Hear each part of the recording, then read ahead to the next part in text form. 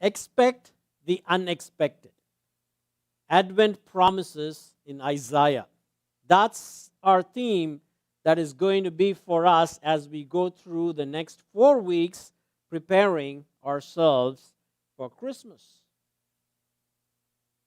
Expect the unexpected.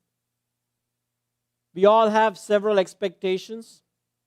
When 2020 began, none of us expected that it would be a year of the global pandemic.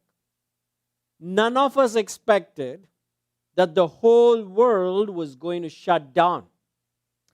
None of us expected that all areas of our lives would change significantly, maybe forever now.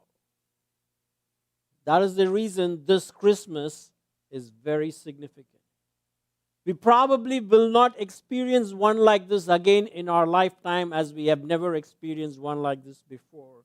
And so let's let God do amazing things in our hearts this historic Advent season. Advent is typically how the church prepared for Christmas since the early church fathers' times. 4 weeks out, and this Sunday marks our first week of Advent. So before we move forward, for those of you who are not familiar with this, I want to give a brief description by one of the authors. I have a quote that captures what Advent really means. And you're going to see that on your screen.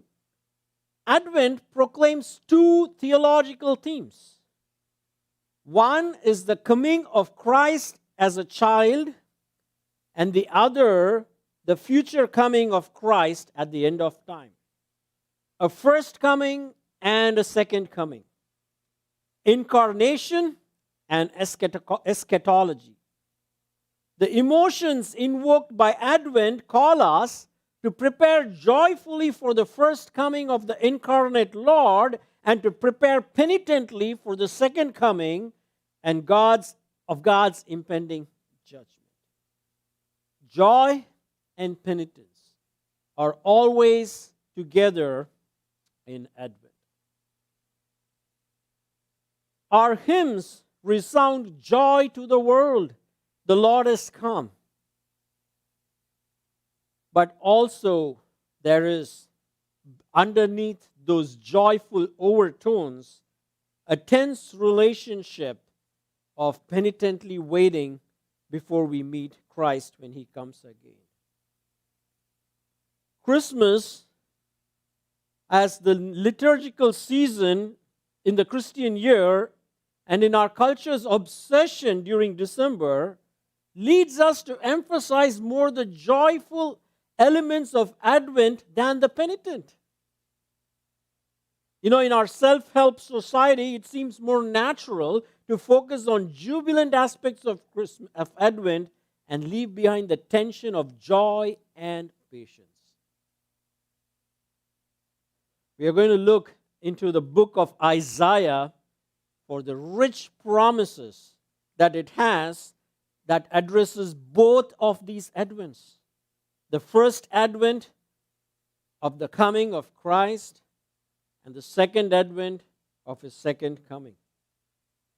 The New Testament quotes or alludes to the book of Isaiah more than any other part of the Old Testament except perhaps the Psalms. And as a result of this, the book of Isaiah has earned a nickname. It's called the fifth gospel. Most of the times, we are only focused on talking about Christmas and Advent. We spend time in the Gospels, but it's just refreshing. For this year, we are going to exclusively look at this so-called fifth gospel from the book of Isaiah. This book of Isaiah was written to the people of Judah who were about to be decimated by a pandemic that was bigger than the pandemic that we are experiencing. The mighty Assyrian forces led by Sennacherib were breathing death threats from the north. Their king Ahaz, who was one of the kings to whom Isaiah was called to prophesy, had failed them miserably and fallen away from God miserably as their king. So the Assyrians are going to sweep down from the north, and if you read in the previous chapter towards the end, it gives you a list of cities of the trail they are going to take. They carefully avoid all the big cities and choose the vulnerable cities to attack and defeat and deflate their enthusiasm and morality and all of that, so that by the time they come to Jerusalem, they are threatening Jerusalem from their gates. And the image that God gives Isaiah is that of a forest that has been completely chopped down to its roots and decimated. That is how Israel is going to feel. But God is not done yet. The Assyrian king is coming in his pomp and glory and pride that he thinks he is going to conquer the world. Even to him, God says, "You are just my axe. Once I am done with taking care of my people, I will decimate you." And after that, begins chapter 11. It says, "A shoot from Jesse will arise and give the promise of peace in the face of war," a brutal war. You know, this pandemic has disrupted our peace. We can all agree that we have lost our peace many a nights in our hearts. Peace has been lost in many families. Peace has been lost in many nations. And even in the United States, this was one of the most polarizing years, right after the pandemic, with social justice issues and unrest related to the presidential elections. Outside of our country, other nations have gotten territorial and they are fighting to preserve or expand their borders. In the light of this Advent promise reminds us that God is bigger than all these, and He is about to send His Son, the Prince of Peace, who will usher in unexpected peace in the unexpected way. That is the first promise we will look at today, the promise of peace. There are three things we are going to look at it from the passage that was read to us. We are going to look at the unexpected characteristics of the promised person of peace, unexpected functions of the promised person of peace, and unexpected mission of the promised person of peace. Unexpected characteristics of the promised person of peace. Now, Isaiah chapter 11, the first two verses says, "There shall come forth a shoot from the stump of Jesse, and a branch from his roots shall bear fruit. And the Spirit of the Lord shall rest upon him, the Spirit of wisdom and understanding, the Spirit of counsel and might, the Spirit of knowledge and the fear of the Lord." You know, California witnessed several fires this year on top of the pandemic. It was one of the deadliest fire seasons in the West Coast. A year ago, I remember traveling with our missions director to Paradise that had been decimated by fire. As we were driving through that town, we could still see smoke billowing out of some of those houses that were completely left to ruins. And a few days later, I was driving through Yosemite, which was experiencing fires too, and I could literally see the forests burnt off, and several of us have seen those burnt forests. But the beauty is, life begins anew after that. There is one stump somewhere that still has life in it, and that brings the forest back to life. When you look at it, it looks all dark. It looks all dead. But there is a stump that comes forth to give life. We had a tree in our house. It was the bottle brush tree. It's known to grow very rapidly and very big, and to the extent that it was dropping things in our neighbor's yard. And so they approached us and we decided to cut it off. And after we cut it completely, within a few months, shoots began to emerge. And our neighbor told us, we are not used to this tree. This tree is so hard to destroy because it keeps coming up again and again and again. God never gives up on His people. There is always a remnant that He is at work with. And He says, out of that line, a stump of Jesse, who is the father of King David, is going to arise. He doesn't say out of David another king will arise, because Jesus is going to be the new David.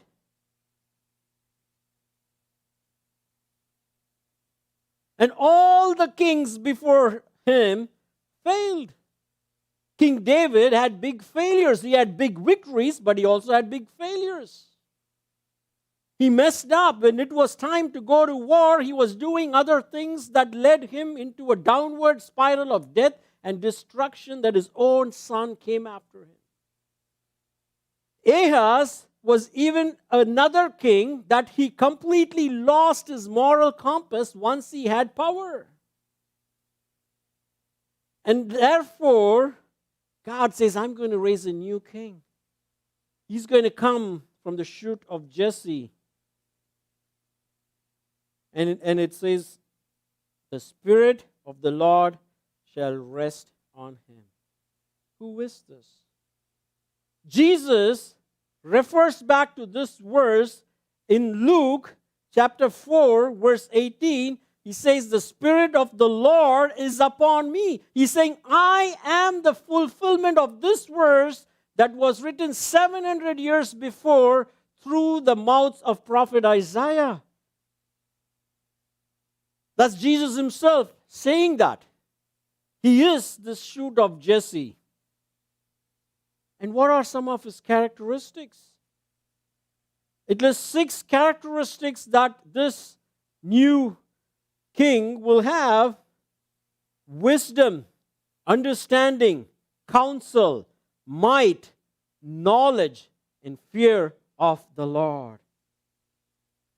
Why did all the kings fail so far? People whom we trust, who will provide good governance, who will lead us.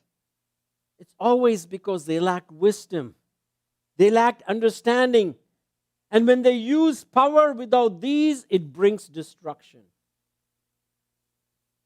And it is the same even in our own relationships, inside our own families. Last night I got the news of some good friends that we knew a long time ago. Their marriage fell apart. It just broke my heart to hear that. And the reason is that even you and me, when we do not have these characteristics, we cannot maintain relationships.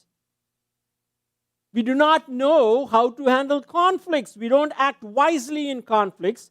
We don't understand things and let emotions take the better of us. We don't seek or receive counsel. And fear of God becomes missing because we become so self-obsessed with ourselves. Isn't that the primary root cause of the lack of peace in our lives or in the lives of others or in nations? Because we are proud and we think we can do it by ourselves. And the reason is because we suppress the knowledge of God, as it says in Romans chapter 1, verse 18. It says, for the wrath of God is revealed from heaven against all ungodliness and unrighteousness of men, who by their unrighteousness suppress the truth. For what can be known about God is plain to them, because God has shown it to them. The reason we don't have knowledge is not because we don't know, we don't want to know. We suppress it. But that is not how this shoot of Jesse is going to be. It says he has fear of the Lord. He has this awe of God. He delights in the fear of the Lord. That is unbelievable. Do you and I delight in the fear of the Lord? He delighted to do what the Father does. That's the King who is going to come. He is not just only someone, because of his delighting in God's fear, he wanted to do what God did. He is also wisdom. It says the whole world was made through him. And we read, in him are all the foundations of knowledge. He is also a wonderful counselor, someone who can empathize with our weakness and understand us. Therefore, he is the perfect one who has the fear of God, and because of which, with all the knowledge and all the wisdom and all the compassion, he alone can be the only true king. And therefore, when he uses his might, it will be just and it will bring peace. He gives us knowledge to you and me when he enters into our hearts, which is the real essence of Christmas. When this king enters our hearts, he enables us, he gives us knowledge, not an intellectual knowledge, but an experiential knowledge of how to first establish peace with God. And once we experience that, he abides in our heart, and out of that union enables us to experience reconciliation and peace with others. So now, even when you have a conflict, you don't have the knowledge, you don't have the understanding, you don't have the compassion, but the Spirit of this King who is in you will give you the knowledge and compassion and all that you need to seek peace. That's the peace of Christmas that you and I need, especially at this time where families are breaking apart, tensions are high, and people are on the edge.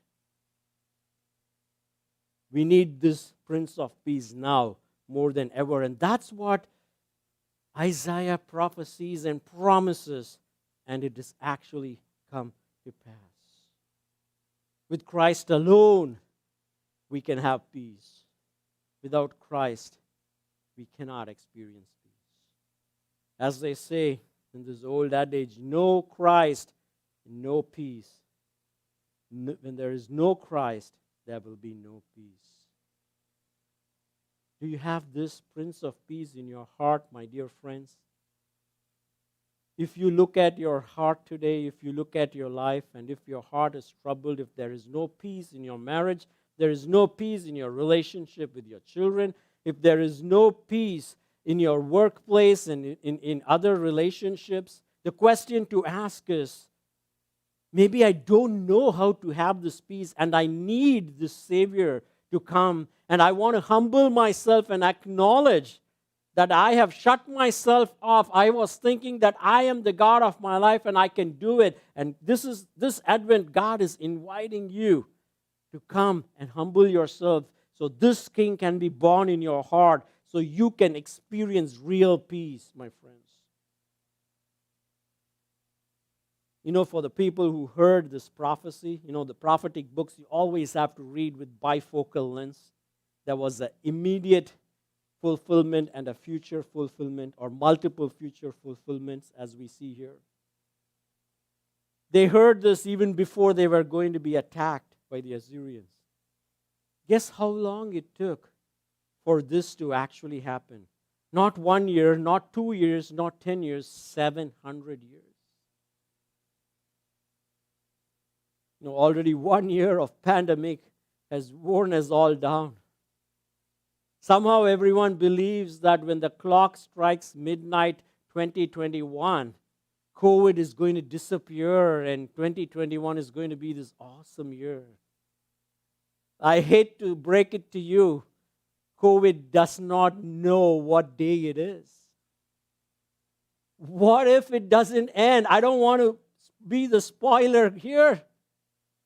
We don't want to be, do we have the patience to wait and see what God wants to do in our lives, whatever that may be? Jesus says He's here. We are living on this side of 700 years where Christ has already come. He is right now a king. He is willing to become a king in your hearts because He is someone you can trust. He has these unexpected characteristics no other human being can have. So when you surrender your life to Him, He can give you real peace. Secondly, unexpected functions of the promised person of peace. What will this new king do? It says in verse 3, and his delight shall be in the fear of the Lord again. He shall not judge by what his eye sees, or decide disputes by what his ears hear, but with righteousness he shall judge the poor, and decide with equity for the meek of the earth. And he shall strike the earth with the rod of his mouth, and with the breath of his lips he shall kill the wicked. Righteousness shall be the belt of his waist, and faithfulness the belt of his loins.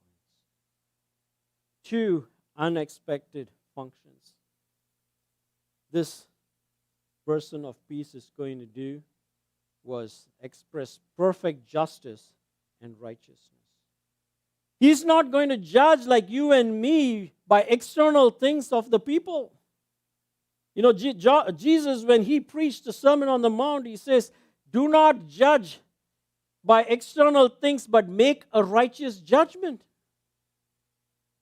He is not going to look at you and me by what we are doing outside, but he can see through our heart. And he commands us to judge like that. He commands us not to judge others based on their looks. We are people who are very quick to judge, isn't it?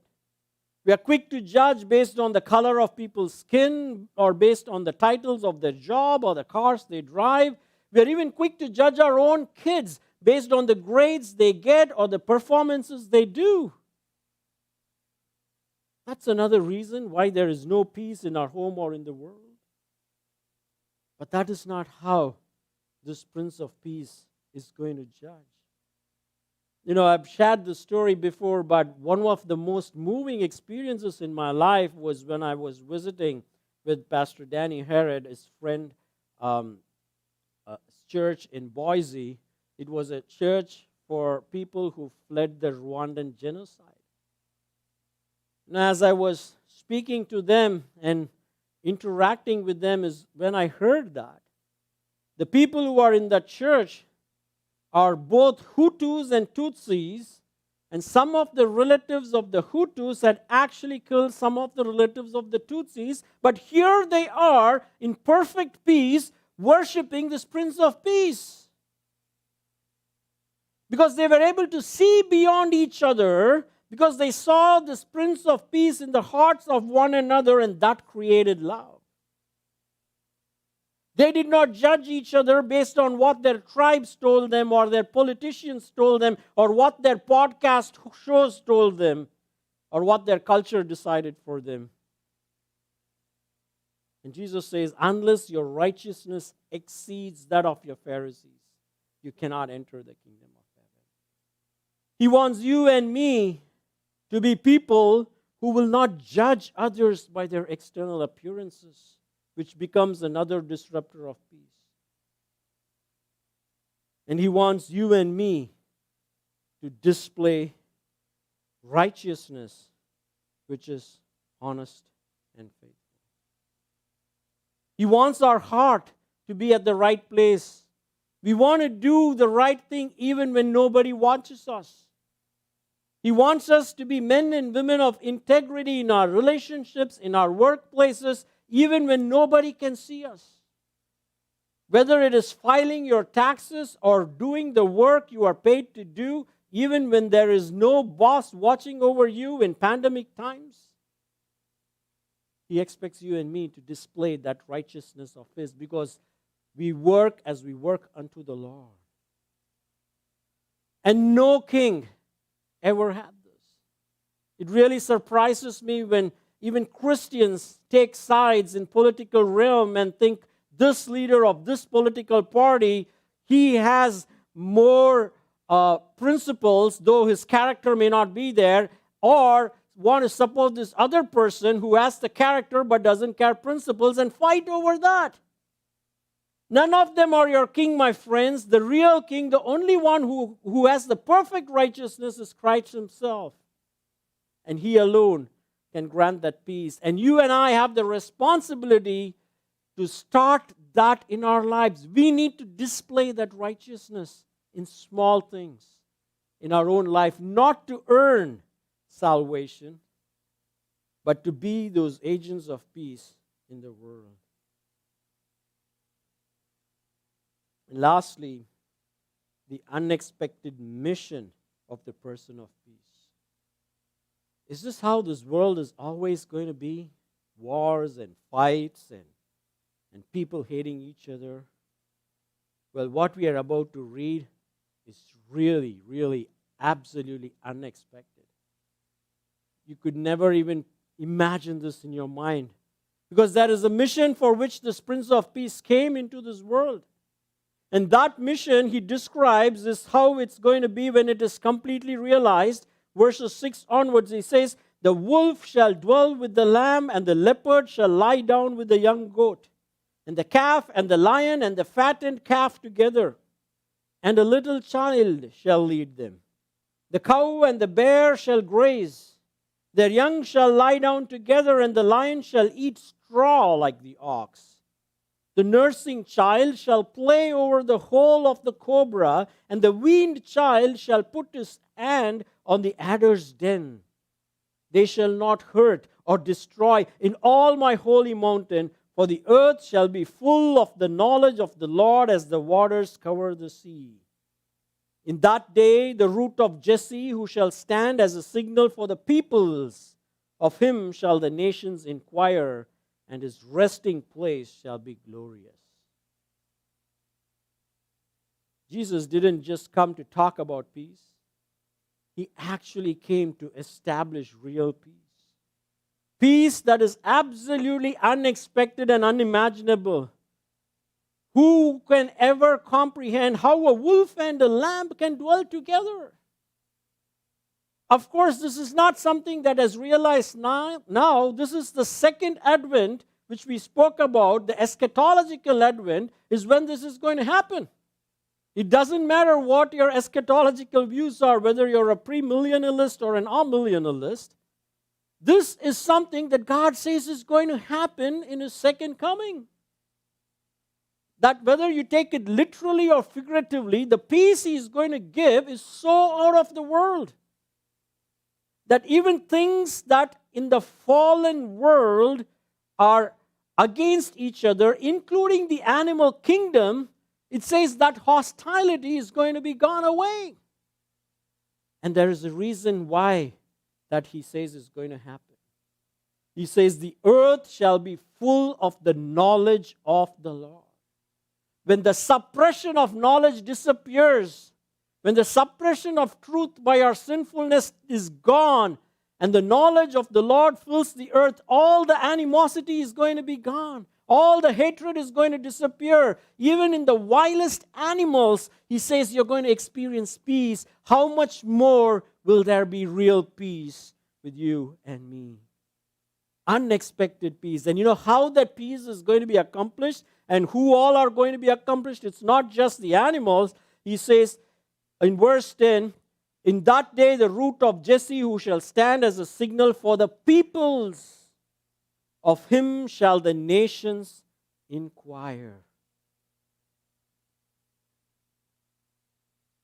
The whole world, every person in every country, in every tribe, every ethnicity, every language is going to be reconciled with him. And that is the mission. It started in the book of Acts already.